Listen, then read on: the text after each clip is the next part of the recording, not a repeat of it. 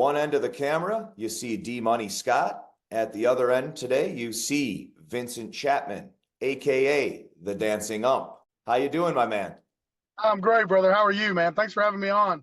I'm doing fantastic. Thank you so much for taking the time. I appreciate it. Met this man a few days ago while the Bananas were in Buffalo. I thought this was the type of person I'd like to have on Moneyball. Inspirational, just an overall kind of cool dude. So I'm glad that you decided to take the time and come back on with us, man. I did a little bit of homework. I said, how did this guy get to where he is, right? How did this guy get, these wicked dance moves? How did he get to where he is? So I saw, and I know you might be sick of telling the story at this point, but as far as how you went, viral and how everything happened, for anyone who doesn't know the story, tell us how this all blew up, man. Yeah, I've umpired for 27 years and did a lot of little league, a lot of travel ball, high school, but I had a video that blew up. It was a championship game in Texarkana, Arkansas, and music comes on. I was always dancing in between innings, just having fun because we all know how stressful baseball can be, especially at a young age. You got the parents yelling at you, you got coaches yelling at you. Everybody's stressed out, and baseball is a game. It's a sport that we play because you love it and you want to have fun. Preach. So I just broke out my personality and just have fun with it. I'm going to be out there for 8 hours, 9 hours doing a tournament. I'm going to have fun. I'm not going to be out there, gosh, I wish I was at home doing something else. I love it. So I started dancing in between innings when the music would come on, and just so happened a parent recorded this instance of me dancing to Whip and Nay Nay. It was a popular song back in yeah. Watch me whip and watch me nay. Yeah. Oh, yeah. So I was dancing. She recorded it, sent it to a couple people. Next thing you know, it's like it was all over. I was on the news. Like it was just, it popped off, ended up going on Ellen DeGeneres' Ellen Tube. And years later, I think like 5 or 6 years later, to be exact, the Bananas seen that video. And Zach Frangelo, he's the director over entertainment, sent me a message on Facebook Messenger. Isn't it wild? It's so crazy. Something I've done for so long, and now they need that, or they're wanting something like that. Yeah. There's no umpires that are supposed to show attention to themselves. As an umpire, we're supposed to be in the back, and if you aren't seen, you've done a great job. Yeah. So that's a good point. But at the same time, man, being as unique of a personality as you are, I'm glad, that it got exposure, right? I mean, say that doesn't happen, you're going to keep on being Vince. You're going to do your thing. You're going to go umpire those games. You're going to be dancing for the kids, and you go on and you're 75, 76 years old, retired, doing some fishing or something, and nobody ever knows, right? And that's just the trajectory of how life can change, right? I'm in the mindset, man, I'm a very karma-oriented guy of just good things happen to good people, pave your own way, continue to be kind and good. And you know what? That doesn't mean you hold a door open for an old lady and somebody's going to drop a $100 bill that day. This is a long-term thing, brother. You know what I mean? Going back though a little bit, when you say, I umpire games and that's what I was doing for 27 years. How old are you now, if you don't mind me asking? I'll be 42 in September. Oh, you're still You're still a young man. I'm older than you. So, I mean, you got a lot more hair than me, brother. You got a lot of hair. You have a little more hair. Oh, you know what? Mr. Rogers, I didn't even realize the interview here. Look at this. Hold on, Mr. Rogers. There we go. Hey, look at you, brother. Look at you. So you gotta have them. So when you were umping and doing your thing, you were a teenager, right? You were just kind of doing this for extra money, fun kind of thing? Absolutely, man. I've played baseball. Well, I played from T-ball all the way through high school, and I love the game. And it's extra money. They pay you cash money when you get done. There's no taxes. I had gas money. I could take my girlfriend on a date. Yeah. I didn't ask for mom or dad. Hey, can I get $20 so I can go to the movies? I agree. And I don't know. So I got a great story. I had a little kid the other day. I coach an 8U rec league, that my son's on. And I made a mistake. The other coach had canceled the game because he was going out of town with his family, right?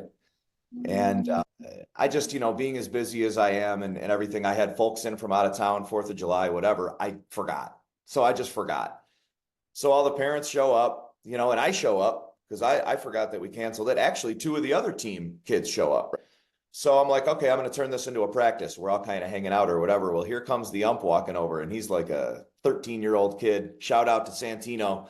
And he comes over and he says, hey, I don't know what's going on here. Who made the mistake, but where's my money?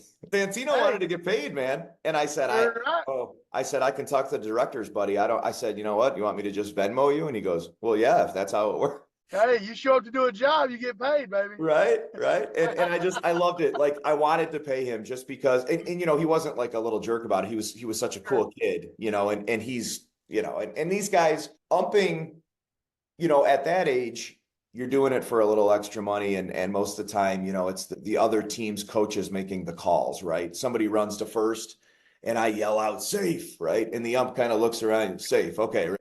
Yeah, exactly. And they're just petrified to make the wrong call. And the way parents and other coaches treat these kids can be just utterly disgusting. And like I've seen it so many times, man. And I'm not going to turn this into a negative because you're way too positive of a person. But being in that umping career that you were doing and going through it all, how did you handle situations like that? Early on, I remember my first time calling. It was a 10U baseball game. I was at first base, probably the second inning. A ball hit down the first base line. It hit the chalk, and I called it foul. And everybody was screaming, "Oh my!"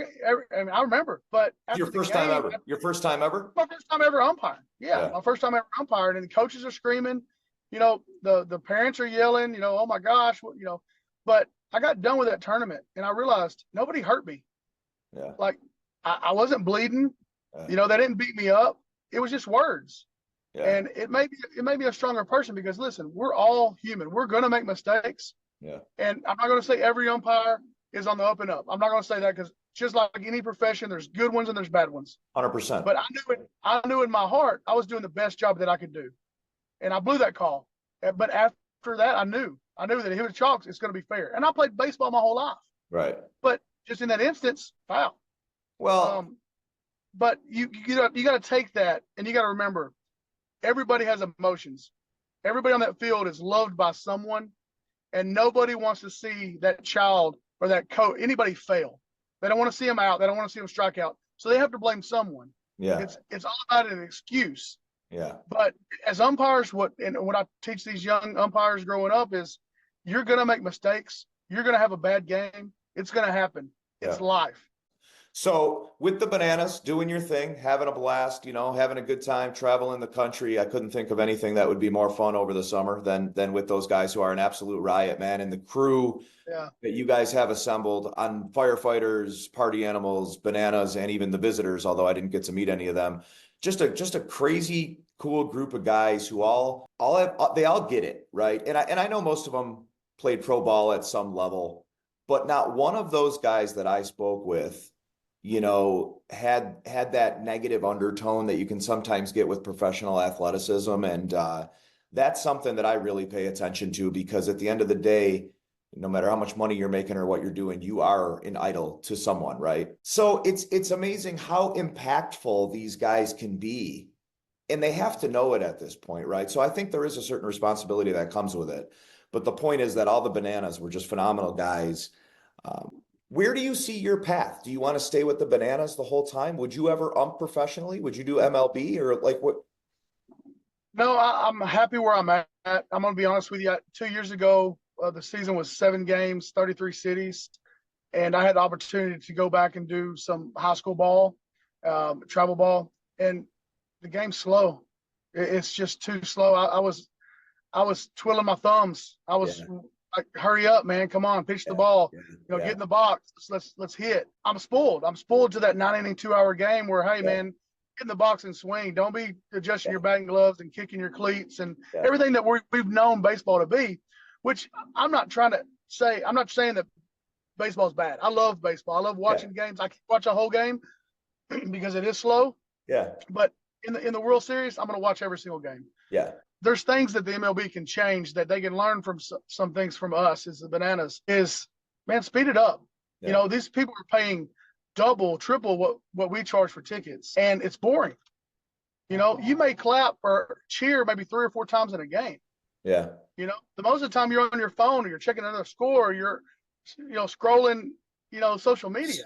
They've done a pretty good job. I agree with you wholeheartedly over the last couple of years. So here's what's crazy, Vince, is that you have the baseball traditionalists who are furious that they have a pitch clock now and that they have one throw over to first and that they start a guy on second base. They're furious. Like, and it's not only the old timers. It's not like the 80-year-old guys. It's like some of the guys, my age and younger that are like, oh my God, they've ruined baseball. They didn't ruin baseball. They took a 3.5-hour game, Yes.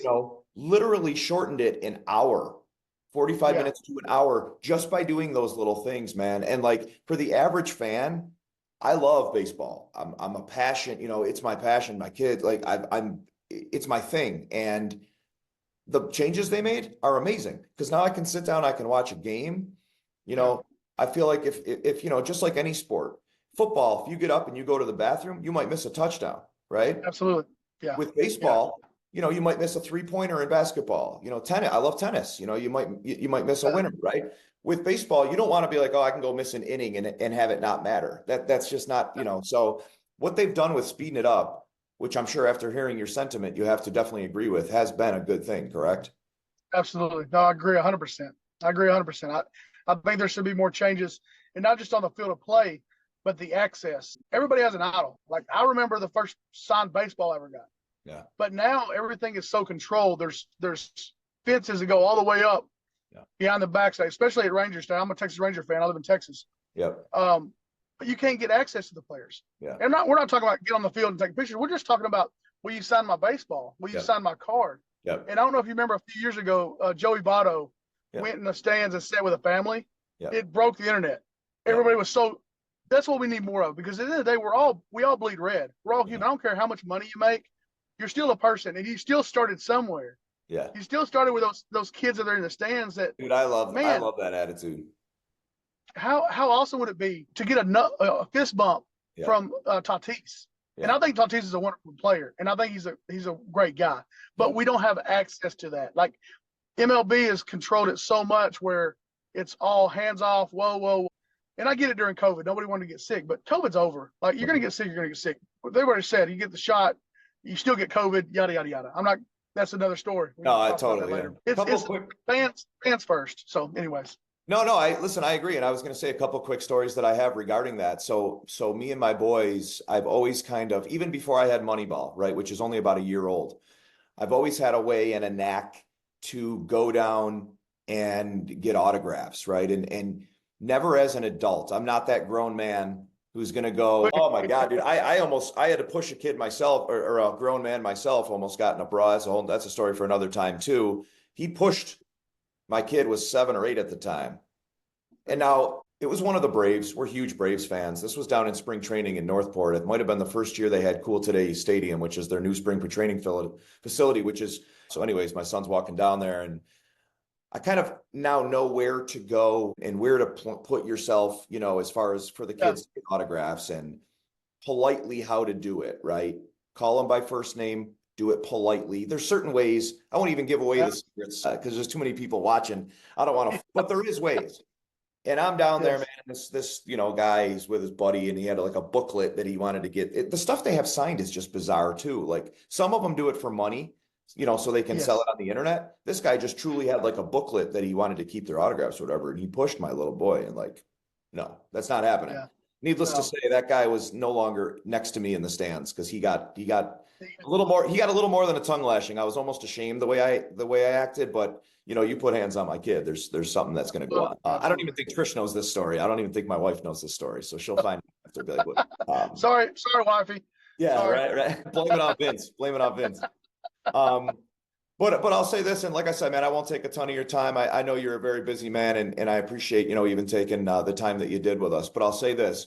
You make umpiring look completely different, man. It doesn't look like a job. It looks like you're just out having a good time. And your approach on it and life is second to none, man. You're a pleasure. You're a very, very genuine person. I think I have an intuition when I do meet people, and is this guy a good person or isn't he, right? And that's one of my things that I really pride myself on, just, is being able to read people. And I knew, the second I met you, I said, this guy's solid.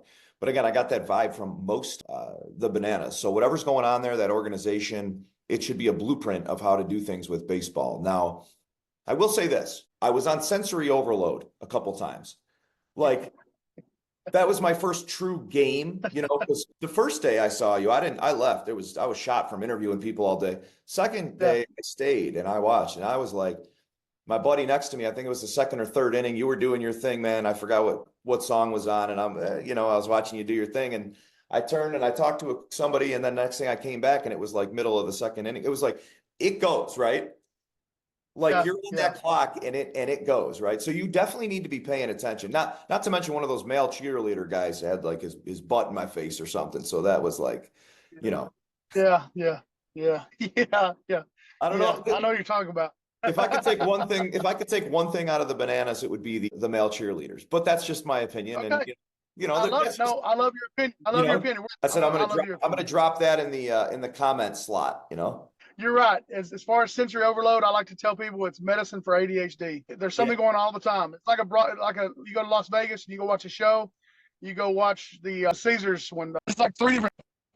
Yeah. And you can't catch everything. And Yeah. that's how our show is. Not on top of that, we do 10 to 15 things different every night. And that's what makes it. Yeah. Man. That's what makes it cool too. Where are you heading now?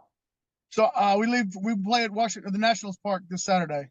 Okay. So then you're Washington for this weekend, and then where are you off to then? I'll go with the Party Animals to Greensboro, North Carolina. The Bananas are playing the Aussie Drop Bears in Savannah. It was at this point we lost power at the studio. There was a tornado that touched down about 10 miles from us. Thank you so much for watching this episode and for all of your support. Special thank you to Elmos, Bella Pizza, Impulse PT, Big D Tire, Tomasello Auto, Buffalogo, and Shaman Smoke Shop. Subscribe to Moneyball channel.